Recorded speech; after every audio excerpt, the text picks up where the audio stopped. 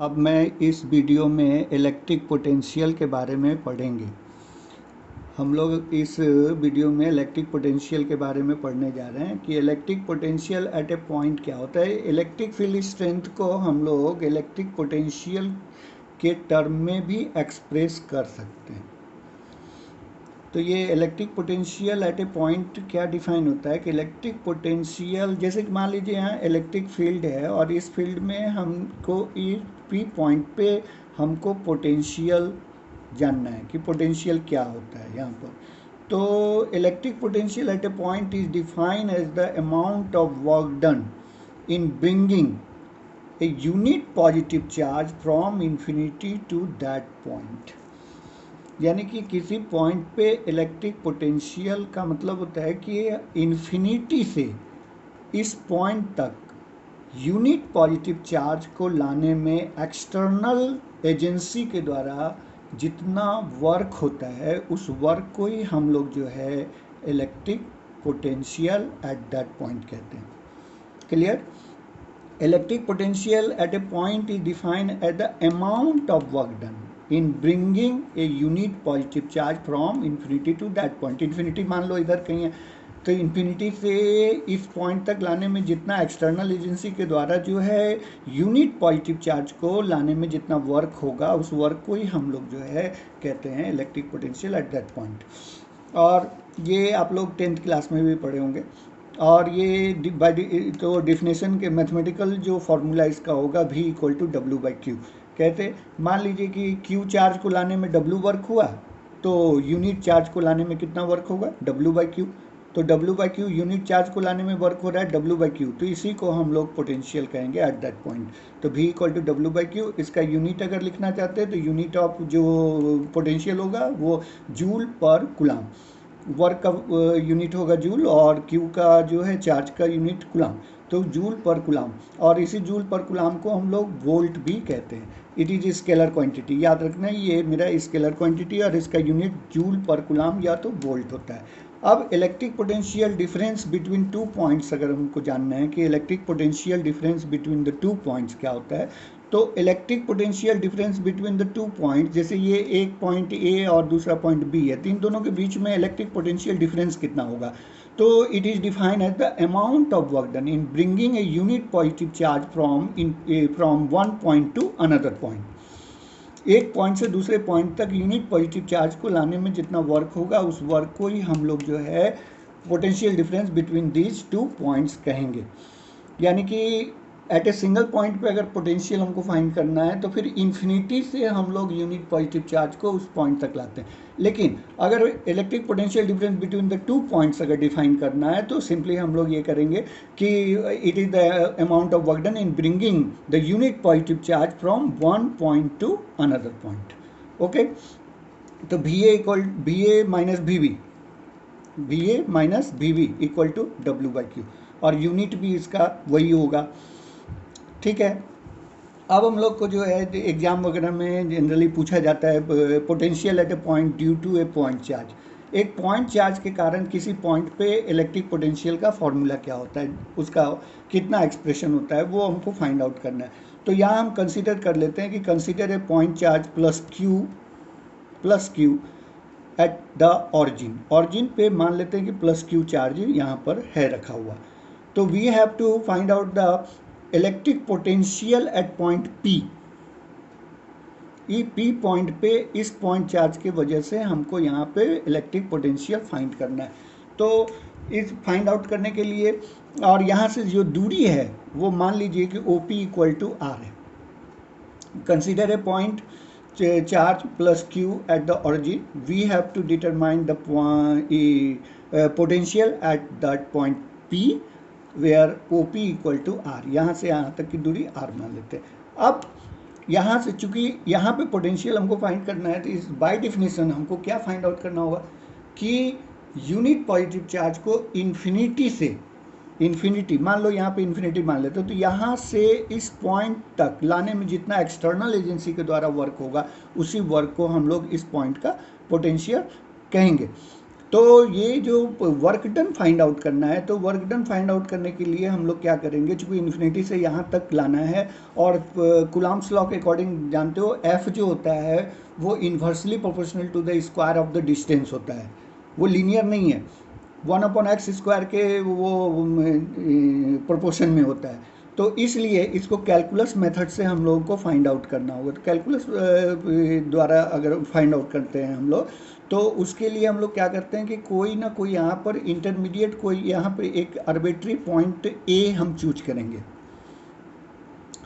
और हम ये मान के चलेंगे कि यहाँ पर मेरा जो है यूनिट पॉजिटिव चार्ज रखा हुआ है, यूनिट पॉजिटिव चार्ज। यहाँ पर कोई पॉइंट हम आर्बिट्री पॉइंट ले लेंगे ए, पी पॉइंट और इन्फिनिटी के बीच में, और इसका डिस्टेंस हम मान लेंगे कि ऑरिजिन से ये डिस्टेंस जो है वो x है। ओके, और यहाँ पर हम सपोज कर लेंगे कि suppose a unit positive test charge placed at point A point पे हमारा कोई यूनिट पॉजिटिव चार्ज रखा हुआ है। यहाँ पर OA की दूरी कितना है, तो x के बराबर। तो अगर आप यहाँ पर पॉइंट चार्ज जब हम रखेंगे यहाँ पे यूनिट पॉजिटिव चार्ज, तो कूलम्ब्स लॉ के अकॉर्डिंग क्या होगा, प्लस Q चार्ज की वजह से यहाँ पे फोर्स लगेगा।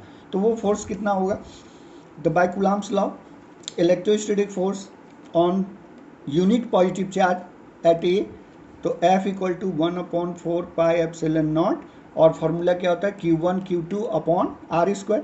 तो Q1 की जगह तो मैं Q रख दूंगा ये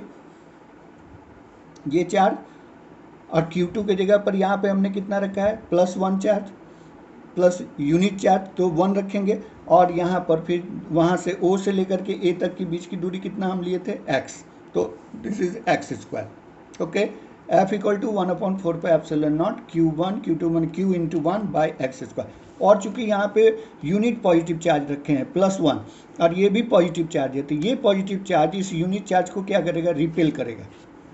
तो उसका डायरेक्शन क्या होगा, फोर्स का direction from O to A, यानी along OA। Okay, along OA। अब हम लोग क्या करेंगे कि चूंकि हमको इन्फिनिटी से इस पॉइंट तक लाना है, इन्फिनिटी से लेकर के इस पॉइंट का मतलब डिस्टेंस R तक हमको लाना है यूनिट पॉजिटिव चार्ज को। तो इसके लिए हम पहले सबसे पहले क्या करेंगे, एक छोटा इन्फिनिटेसिमली स्मॉल डिस्प्लेसमेंट से पहले इसको डिस्प्लेस करेंगे, यूनिट पॉजिटिव चार्ज को हम डिस्प्लेस करेंगे through a small, very small distance dx along this direction. तो छोटा सा वर्क डन होगा, तो छोटा small work done in bringing unit positive charge from A point to B point. अब यहाँ पर देखिए एक चीज़ है, यहाँ पर इस डायरेक्शन में हमारा x क्या हो रहा है, बढ़ रहा है, लेकिन हम जो डिस्प्लेस कर रहे हैं, डिस्प्लेस जो कर रहे हैं वो A से B इस डायरेक्शन में कर रहे हैं, यानी डिक्रीजिंग ऑफ x के डायरेक्शन में हम कर रहे हैं। इसलिए ये dx जो हमको लेना होगा कैलकुलस के अकॉर्डिंग, ये dx का मान जो लेना होगा वो नेगेटिव लेना होगा, -dx। ये ध्यान रखना है हमको। ऐसे तो देखिए आप जब यहाँ फोर्स जो लग रहा है, यूनिट पॉजिटिव चार्ज पे जो फोर्स लग रहा है उसका डायरेक्शन किधर है, इधर है, और आप डिस्प्लेस किधर कर रहे हो, इधर कर रहे हो। तो इलेक्ट्रिक फोर्स लग रहा है इधर, तो इस डायरेक्शन में डिस्प्लेस करने के लिए एक्सटर्नल फोर्स जो हमको लगाना होगा वो तो इस डायरेक्शन में लगाना होगा, इस डायरेक्शन में, है कि नहीं। तो अगर इस डायरेक्शन में फोर्स हम लगाते हैं और डिस्प्लेस भी इसी डायरेक्शन में हम करते हैं, तो वर्क डन का फॉर्मूला जो होता है Fs cos थीटा, तो थीटा का मान तो 0 लेना चाहिए हमको। तो यानी कि जो वर्क होना चाहिए वो पॉजिटिव होना चाहिए, क्योंकि जिस डायरेक्शन में फोर्स है उसी डायरेक्शन में डिस्प्लेसमेंट है। लेकिन ऐसा नहीं होगा यहाँ, चूँकि हम कैलकुलस मेथड से निकालने जा रहे हैं। पहले मैं हायर लिमिट लूँगा, फिर मैं लोअर लिमिट लूँगा, तो यहाँ पर लोअर नीचे में मैं हायर लिमिट को रखूँगा, ऊपर मैं लोअर लिमिट को रखूँगा। तो डिक्रीजिंग ऑफ x के डायरेक्शन में हम dx ले रहे हैं, इसलिए यहाँ पर ए बी को निगेटिव लेना चाहिए हमको। इसलिए यहाँ पर जो वर्क डन हम निकालेंगे, small work done, now the small work done in bringing the unit positive charge from A to B, A B का मान हम लोग यहाँ पर -dx रखेंगे। वो अकॉर्डिंग टू वर्क डन के डायरेक्शन के अकॉर्डिंग नहीं, बल्कि कैलकुलस के according, A B equal to minus D X against the electrostatic force. Against the electrostatic force किस डायरेक्शन में लग रहा है? इधर। कूलॉम्स लॉ से इलेक्ट्रोस्टैटिक फोर्स का डायरेक्शन ये है, लेकिन हम एक्सटर्नल फोर्स अगर मूव कराना चाहते हैं, यूनिट पॉजिटिव चार्ज को मूव कराना चाहते हैं इस डायरेक्शन में, तो हमको इस डायरेक्शन में ही फोर्स लगाना होगा। तो फोर्स भी इसी डायरेक्शन में है, डिस्प्लेसमेंट भी इसी डायरेक्शन में है, तो उनका जो मान आना चाहिए पॉजिटिव आना चाहिए। लेकिन यहाँ पर कैलकुलस के अकॉर्डिंग जो है हम ए बी को माइनस डी एक्स लेंगे, तो D W equal to minus F D X. छोटा सा वर्क डन इक्वल टू लिखेंगे माइनस एफ डी एक्स, और एफ का मान ऑलरेडी हम लोग निकाल चुके हैं, तो हम लोग यहाँ से निकालें 1/4πε0 क्यू अपॉन एक्स स्क्वायर, तो हम रख देंगे मान, फिर डी एक्स। ओके, अब ये टोटल वर्क डन हम फाइंड आउट करते हैं। Total work done by the external force from infinity X equal to infinity to X equal to R. Infinity से पी पॉइंट तक लाएंगे, तो पी पॉइंट तक की दूरी कितनी है? आर, और इन्फिनिटी जो है एक्स बराबर इन्फिनिटी। तो यहाँ पर देखिए कैलकुलस के अकॉर्डिंग इंटीग्रेशन का साइन लगाएंगे, इसी को इंटीग्रेट करेंगे कहाँ से? तो यहाँ पर इन्फिनिटी से आर डिस्टेंस था। तो देखिए एक्चुअल में कैलकुलस के रूल के अकॉर्डिंग यहाँ पर जो है लोअर लिमिट का मतलब है कम वाला मान होना चाहिए, और यहाँ पे ज़्यादा वाला मान होना चाहिए, लेकिन यहाँ पर क्या हो रहा है? उल्टा हो रहा है।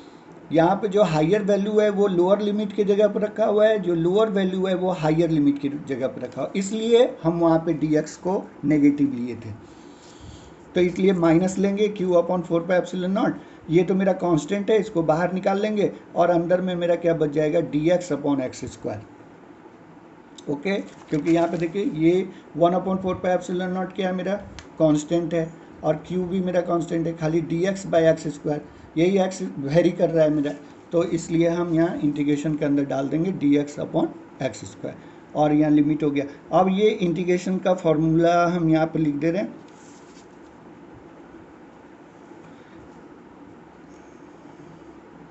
D X upon X square का इंटीग्रेशन अगर करें तो यहाँ पर हम लोग क्या लिखें? X to the power -2 D X. तो फिर इसके अकॉर्डिंग क्या हो जाएगा हमारा formula? X to the power -2 + 1 upon -2 + 1। तो देखिए इसका कितना हो गया? -1 अपॉन एक्स हो गया कि नहीं? -1 अपॉन एक्स, तो इसीलिए इसका इंटीग्रेशन जो होगा D X upon X square का जो इंटीग्रेशन होगा -1/x होगा। ओके, तो अब ये अपर लिमिट को पहले मैं रखूँगा, फिर माइनस करके लोअर लिमिट को यहाँ पर रखूँगा। तो यहाँ पर माइनस क्यू अपॉन 4πε0, फिर यहाँ पे -1 अपॉन आर, और प्लस में फिर माइनस माइनस प्लस हो जाएगा, फिर मैं इन्फिनिटी को यहाँ रख दूँ। तो 1/∞ क्या होता है? 0 के बराबर। तो यहाँ से माइनस को माइनस से इंटू करेंगे तो क्या आ जाएगा? W equal to 1/4πε0 Q/R। तो चूंकि यही वर्क डन हो गया, यूनिट पॉजिटिव चार्ज को इन्फिनिटी से पी पॉइंट तक लाने में वर्क डन मेरा हो गया 1/4πε0 Q/R। So therefore by the definition electric potential at point P कितनी दूरी पर है? R दूरी पर, तो VR इक्वल टू W, और W का मान हम रख दिए, तो यही मेरा फॉर्मूला बन गया। Okay, VR equal to 1/4πε0 Q/R। Okay, ठीक है। तो अब जो है हम लोग जो है फिर अब देखते हैं potential at a point due to an electric dipole. Potential at a point due to, अब वो तो पोटेंशियल हम लोगों ने देखा क्या? Electric potential at a point due to point charge. यहाँ पे हम लोग देखने जा रहे हैं electric potential at a point P due to electric dipole. Electric dipole की वजह से हम यहाँ पर देखना चाहते हैं, तो हम यहाँ कंसीडर कर लेंगे, consider an electric dipole A B मान लेंगे, ऑफ डायपोल मोमेंट लेते हैं P equal to Q into 2L, and P is a point at an angle of theta with the direction of electric dipole moment। Electric dipole moment का याद रखिए direction क्या होता है? -q से +q। Electric dipole moment is a vector quantity and its direction is taken from negative charge to positive charge. तो ये direction हो गया इलेक्ट्रिक डायपोल मोमेंट का, उससे मैं थीटा एंगल पर r डिस्टेंस पे कोई पॉइंट हम P चूज करेंगे, चूज माने लेंगे, और इसी पॉइंट पे हम लोग जो है इलेक्ट्रिक पोटेंशियल फाइंड आउट करने जा रहे हैं। P is the point where the potential is to be determined, where OP equal to R and this angle equal to theta.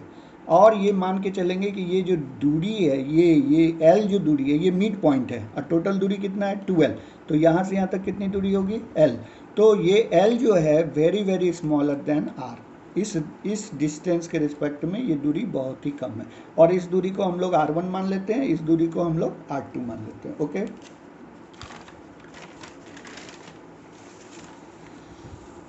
ठीक है। तो अब देखिए यहाँ पर हम लोग क्या करेंगे, electric potential at a point due to point charge, वो तो फॉर्मूला हम लोग निकाले चुके हैं। तो हम लोग क्या करेंगे, पहले पॉइंट चार्ज प्लस क्यू के वजह से यहाँ पे पोटेंशियल निकालेंगे, फिर यहाँ माइनस क्यू चार्ज के कारण यहाँ पोटेंशियल निकालेंगे, फिर उसका अलजेब्रिक सम ले लेंगे। चूँकि vector electric potential scalar quantity होता है, इसलिए मैं उसका अलजेब्रिक सम लूँगा।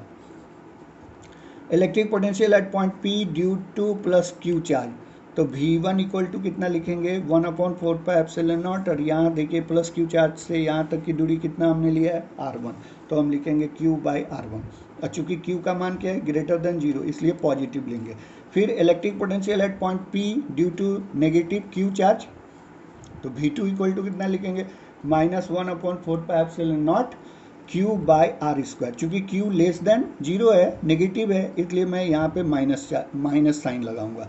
तो total potential at point P due to the dipole कितना हो जाएगा, V equal to V1 plus V2। तो V बराबर है 1/4πε0, तो दोनों में शामिल है, यहाँ भी है यहाँ भी है, तो मैं कॉमन निकाल लिया। तो ये मेरा Q/R1 ब्रैकेट में रह गया, फिर माइनस Q/R2 यहाँ रह गया।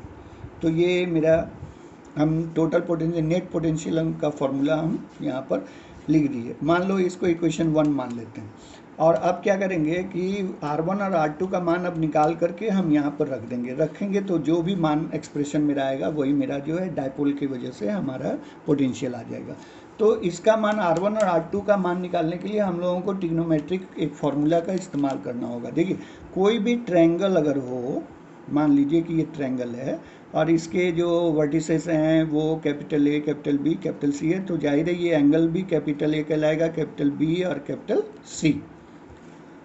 तो किसी भी इस जो एंगल है ये A, तो इसके सामने वाले साइड को हम लोग स्मॉल a से डिनोट करते हैं, B एंगल के सामने वाले साइड को स्मॉल b से, और C वाले एंगल के सामने के साइड को स्मॉल c से। ओके, तो यहाँ पर ट्रिग्नोमेट्री का फॉर्मूला है कि अगर इसका कोसाइन आप निकालना चाहते हो इस एंगल को, जिसको कि एंगल बी को हमने थीटा माना है, तो कॉस थीटा इक्वल टू आपको लिखना होगा इसके सामने वाला जो साइड है ना उसको अभी छोड़ दीजिए, पहले इसका स्क्वायरिंग लिखिए, प्लस में इसका स्क्वायरिंग लिखिए, तब फिर माइनस में इसका स्क्वायरिंग लिखिए, और अपॉन में फिर twice of this into this लिखिए। Very clear. Cos theta equal to क्या करिए, इसका स्क्वायरिंग प्लस इसका स्क्वायरिंग, फिर सामने वाले साइड का माइनस में करके करेंगे b², और अपॉन में फिर b वाले छोड़ देंगे, ट्वाइस ऑफ AC लिखेंगे। तो इससे अगर मैं b² निकालना चाहूँ तो मेरा क्या आ जाएगा, b² equal to a² plus c² minus 2ac cos theta. यानी कि ट्रिग्नोमेट्री का किसी ट्रायंगल में कोई साइड का स्क्वायर जो होता है ना वो बराबर होता है बचे हुए साइड के स्क्वायर का सम a² प्लस b², फिर माइनस होता है ट्वाइस ऑफ AC, और फिर इस साइड के सामने के एंगल का cosine, b² equal to a² plus c² minus 2ac cos theta. ये ट्रिग्नोमेट्री का फॉर्मूला याद रखिए। As clear from the figure. अब देखिए ऐसा करते हैं कि इस फिगर से सोचिए जरा, इस फिगर में ये दूरी R है, ये एंगल थीटा है, ये मेरा L है, ये मेरा जो है R1 है। तो मैं यहाँ पर अगर उसी ट्रिग्नोमेट्रिक फार्मूला का इस्तेमाल करना चाहूँ तो मैं क्या लिखूँगा, R1 का स्क्वायर इक्वल टू लिखेंगे R का स्क्वायर प्लस L का square minus twice of R into L into में फिर लिखेंगे कॉस थीटा। ठीक है, R1 का square equal to R² plus L² minus 2RL cos theta. यहाँ से क्लियर है ना कि ये ट्रायंगल में R1 आप निकालना चाहते हो तो R1 का स्क्वायर लिखेंगे, इसका स्क्वायर प्लस इसका स्क्वायर, फिर माइनस में twice of this into this लिखेंगे, और फिर R1 के सामने वाला जो एंगल है उसका कोसाइन थीटा। तो हमने लिख दिया R1 का square equal to R square plus L square minus 2 RL cos theta. फिर उसी तरह ट्रायंगल अगर हम ले OPA, इस ट्रायंगल में अगर R2 का स्क्वायर लिखना चाहें तो हम क्या लिखेंगे, R2 का square equal to R square plus L square minus 2RL, और यहाँ पर देखिए ये एंगल थीटा है तो ये एंगल कितना हो जाएगा 180 माइनस थीटा, तो हम कॉस 180 माइनस थीटा लिखेंगे यहाँ। R2 का square equal to R square plus L square minus 2RL cos bracket में 180 माइनस थीटा। अब चूंकि जानते हैं कॉस 180 माइनस थीटा क्या होता है, माइनस कॉस थीटा, तो माइनस को माइनस इंटू करिए तो प्लस आ जाएगा, यानी कि R2 का स्क्वायर इक्वल टू क्या हो गया, R square plus L square plus 2RL cos theta. Okay, अब यहाँ पर देखो फिर से हम लेते हैं ये वाला, ये एक्सप्रेशन को हम लेते हैं। R1 का स्क्वायर इक्वल टू क्या है, R square plus L square minus 2RL cos theta. अगर हम यहाँ से आर स्क्वायर को कॉमन निकाल लें तो सबको क्या करना होगा, आर स्क्वायर से डिवाइड करना होगा। तो हम यहाँ पर निकाल रहे हैं आर स्क्वायर कॉमन ले लिए, तो इसको जब भाग देंगे तो 1 आएगा, इसको जब भाग देंगे तो L square by R square आएगा, फिर जब इसको भाग देंगे तो एक आर कट जाएगा तो 2L cos theta by R आ जाएगा। ओके, अब चूंकि हम शुरू में ही मान के चले थे कि L जो है very very less then R है, इसका मतलब है कि इस टर्म का मान जो होगा बहुत बहुत काफ़ी 1 के रिस्पेक्ट में काफ़ी छोटा होगा, इसलिए हम इस टर्म को नेगलेक्ट कर देंगे। L is very very smaller than R, so therefore L square by R square is approximately equal to 0 होगा, तो इसलिए मैं इस टर्म को छोड़ दूँ। तो छोड़ दूँ तो अब क्या बचेगा मेरा, R1 का square equal to R square bracket में 1 minus 2L cos theta by R. अब मैं 1 अपॉन इसका रेसिप्रोकल ले रहा हूँ, तो 1 अपॉन R1 का स्क्वायर इक्वल टू क्या हो जाएगा, 1 अपॉन इतना नीचे में लिखना होगा 1 बाई आर स्क्वायर। अब मैं इसका स्क्वायर रूट ले लूँ, तो स्क्वायर रूट लेंगे तो यहाँ पर R1 हो जाएगा, यहाँ पे R हो जाएगा, और यहाँ पर क्या होगा, इसके ऊपर पावर 1/2 आ जाएगा।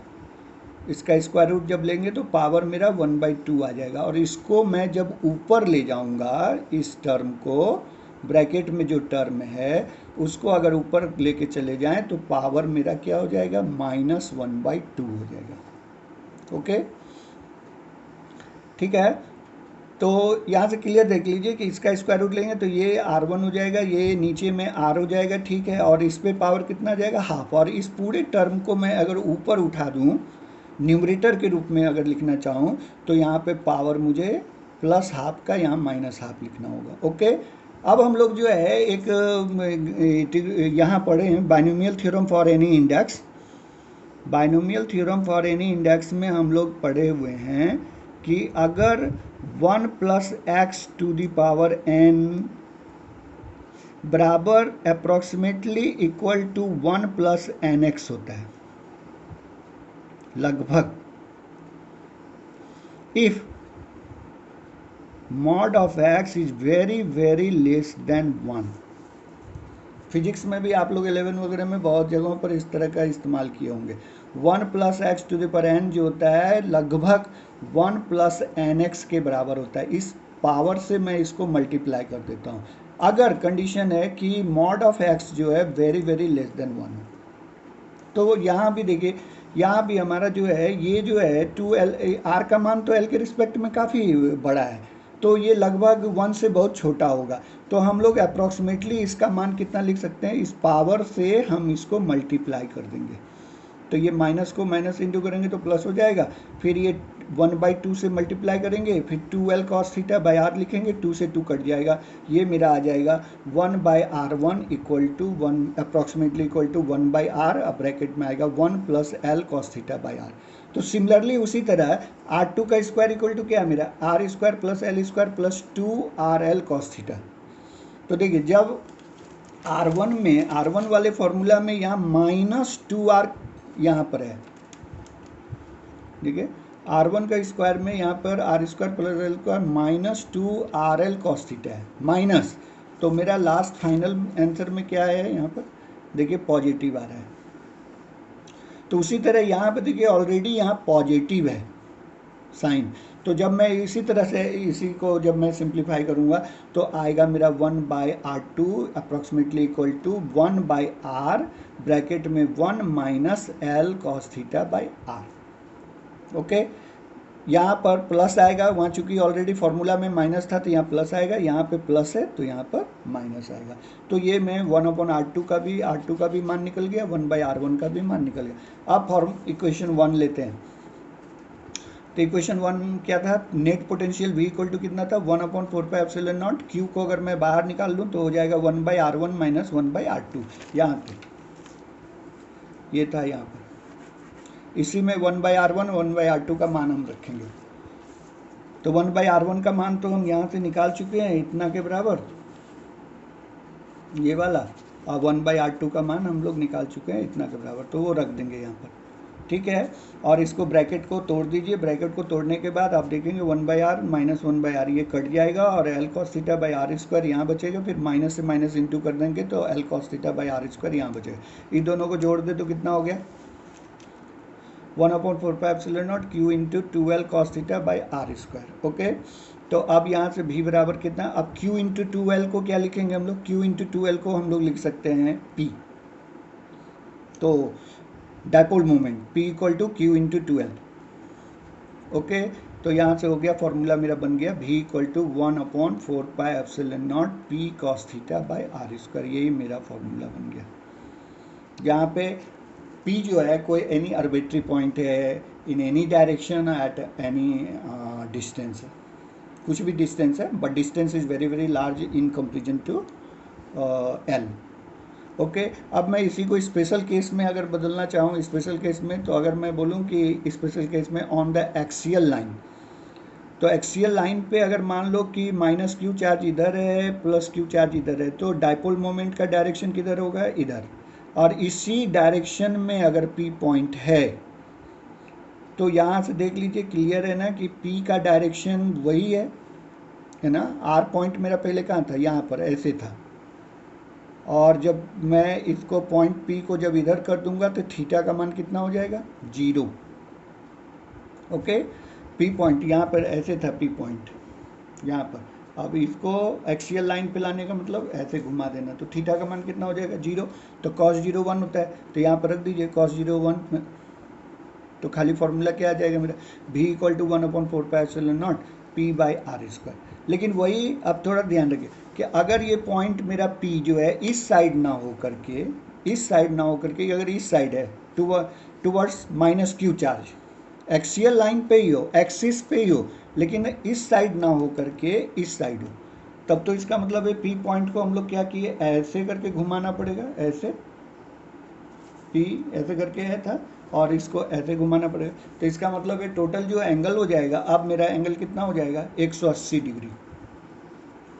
थीटा का मान हो जाएगा 180, तो कॉस 180 डिग्री क्या होता है, -1। तो V का मान जो अब लिखेंगे वो क्या होगा, -1/4πε0 P बाई आर स्क्वायर। तो ध्यान रखिएगा ये P पॉइंट जो है in the direction of electric dipole moment है कि opposite to the direction of electric dipole moment है। अगर in the direction of electric dipole moment है तब मेरा ये पॉजिटिव आएगा, अगर opposite to the direction of electric dipole moment है, माइनस क्यू चार्ज की तरफ है, अगर P point plus Q charge की तरफ है तब तो ये पॉजिटिव आएगा। अगर वो P पॉइंट अगर नेगेटिव चार्ज के तरफ है तो फिर V का मान जो है माइनस में आएगा। ओके, फिर दूसरा अगर देखते हैं यहाँ पर,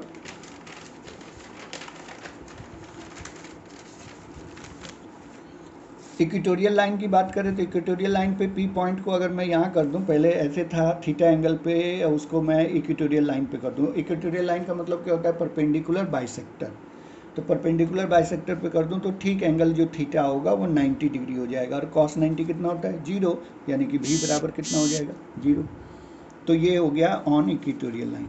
ओके, अब देखिए ये तो जनरल फार्मूला से हम लोग निकाले, उससे स्पेशल केस निकाले, लेकिन परीक्षा में जनरली क्या होता है कि पहले से ऑलरेडी जो ड्राइव करने के लिए एक्सप्रेशन आता है उसमें या तो वो जनरली कहता है कि एक्सियल लाइन पे फाइंड आउट करिए, या तो फिर कहता है कि इक्वेटोरियल लाइन पे फाइंड आउट करिए।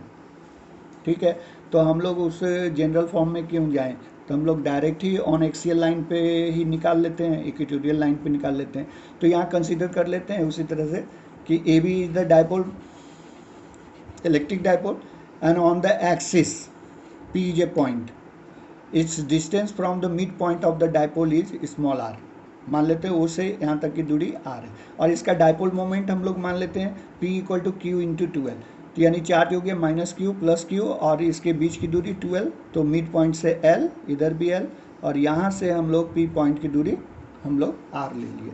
Consider an electric dipole AB of dipole moment P equal to Q into 12. P is a point on the axial line where OP equal to R. Electric potential is to be determined at point P. Okay, अब बारी बारी से फिर मैं क्या करूँगा, इस plus Q charge की वजह से यहाँ पर निकालेंगे इलेक्ट्रिक पोटेंशियल, फिर माइनस क्यू चार्ज के कारण निकालेंगे यहाँ पे इलेक्ट्रिक पोटेंशियल, और फिर उसका क्या करेंगे, अलजेब्रिक सम ले लेंगे. तो electric potential at point P due to the plus Q charge, तो V1 इक्वल टू लिखेंगे 1/4πε0 Q अपॉन, और दूरी कितना लिखेंगे, B से लेकर के P तक. अब देखो यहाँ पर, यहाँ से लेकर के यहाँ तक की दूरी कितना है R, और यहाँ से O से लेके B तक कितना है दूरी L, तो B से लेके P तक की दूरी कितना हो जाएगा R minus L. Okay, O से लेकर के P तक की दूरी R है, और B से लेके P तक की दूरी कितना है मेरा, सॉरी, O से लेके P तक R है, O से लेके B तक की दूरी L है, तो B से लेके P तक की दूरी हो जाएगी R माइनस, R में L को लेस कर देंगे, R माइनस L. तो हम यहाँ पे लिख सकते हैं V1 equal to 1/4πε0 Q by R minus L. फिर उसी तरह हम निकालेंगे electric potential at point P due to minus Q charge. तो यहाँ से अगर हम निकालें माइनस क्यू चार्ज के कारण यहाँ पे पोटेंशियल, तो हम लोग क्या करेंगे, यहाँ से लिखेंगे 1/4πε0 लिखेंगे नेगेटिव में, माइनस 1/4πε0 Q बाय, दूरी लिखेंगे A से P, और AP की दूरी कितना होगा, यहाँ से लेकर के R है, यहाँ से यहाँ तक R है, फिर यहाँ से यहाँ L है, तो टोटल दूरी A से P कितना हो जाएगा R प्लस L. तो हम यहाँ पे लिख दे रहे हैं V2 equal to minus 1/4πε0 Q upon AP, AP की जगह पर लिख देंगे R प्लस L. तो net potential at point P due to the dipole, तो हम V equal to V1 plus V2, तो V1 का मान रख दिए, फिर V2 का मान माइनस में रख दिए. यहाँ से हम लोग 1/4πε0 को कॉमन निकाल लिए, फिर Q को भी कॉमन निकाल लिए, तो अंदर में ब्रैकेट के अंदर क्या बचेगा 1/R माइनस L माइनस फिर 1/R प्लस L. अब इसका एलसीएम वगैरह लेंगे तो आप R से R कट जाएगा, 2L बचेगा यहाँ से. तो यहाँ मेरा हो गया V equal to 1/4πε0 Q into 2L by R square, A minus B, A plus B को लिख सकते हैं A square minus B square, तो R square minus L square. Okay, फिर यहाँ से अब 1/4πε0 Q इंटू 2L, अब Q इंटू 2L को हम P लिख सकते हैं, तो हो गया 1/4πε0 P by R square minus L square. अब चूंकि L is very very smaller than R, so therefore R square minus L square को ऑलमोस्ट हम कितना लिख सकते हैं, मैंने अप्रॉक्सीमेटली कितना लिख सकते हैं, R स्क्वायर के बराबर लिख सकते हैं. तो V बराबर हो गया 1/4πε0 P बाय R स्क्वायर. यही मेरा स्पेशल केस में भी वहाँ आया था. तो ये एक्सियल लाइन पे हमारा निकल गया. इसमें भी ध्यान रखिएगा, अगर आपने P पॉइंट को अगर इधर माइनस क्यू चार्ज की तरफ अगर आपने माना है, तब याद रखिएगा ये जो फॉर्मूला ड्राइव होगा आपका ये वाला, वो माइनस में आएगा, माइनस ऑफ इतना आ जाएगा, और प्लस क्यू चार्ज की तरफ रखेंगे तो आपका ये पॉजिटिव आएगा. फिर ऑन इक्वेटोरियल लाइन पे अगर देखते हैं तो फिर उसी तरह हम कंसीडर कर लेंगे कि ए बी जो है मेरा इलेक्ट्रिक डाइपोल है of dipole moment Q into 2L, और this is the perpendicular bisector, this is the perpendicular bisector. इसी को हम इक्वेटोरियल लाइन कहते हैं, और इसी इक्वेटोरियल लाइन में हमारा O से R दूरी पर कोई पॉइंट P है, तो इस P पॉइंट पे हम लोग को निकालना है इलेक्ट्रिक पोटेंशियल. तो फाइंड करते हैं electric potential at point P due to the plus Q charge. तो लिखेंगे V1 equal to 1/4πε0 Q upon BP, चूँकि Q ग्रेटर है 0 से तो इसलिए पॉजिटिव लिख रहे हैं, और BP के मान कितना होगा यहाँ से लेके यहाँ तक, चूँकि देखिए ये R है ये L है, तो पाइथागोरस थ्योरम से लिखे तो अंडर रूट कितना हो जाएगा R square plus L square. फिर AP जो है ये दूरी भी आप निकालोगे, AP ये दूरी ये भी आपका ये R है L है, ये 90 डिग्री है, तो ये हो जाएगा under root R square plus L square. तो यहाँ से V1 निकाल लिए 1/4πε0 Q अपॉन under root R square plus L square. तो potential at point P due to minus Q charge, Q less than 0, तो ये माइनस में आ गया, -1/4πε0 Q बाई ए पी की जगह पर भी हम लोग वही लिखेंगे, √r² + L²। तो total potential at point P due to the dipole, तो V इक्वल टू कितना हो जाएगा, V1 + V2। तो V1 का मान रख दिए इतना, फिर V2 रख दिए माइनस में इतना, ये दोनों ही हमारा इक्वल है, लेकिन बीच में साइन क्या है, माइनस लगा हुआ है, इसलिए ये कट करके हमारा आ जाएगा 0, जो कि स्पेशल केस में भी हमारा उतना ही निकला था। ओके।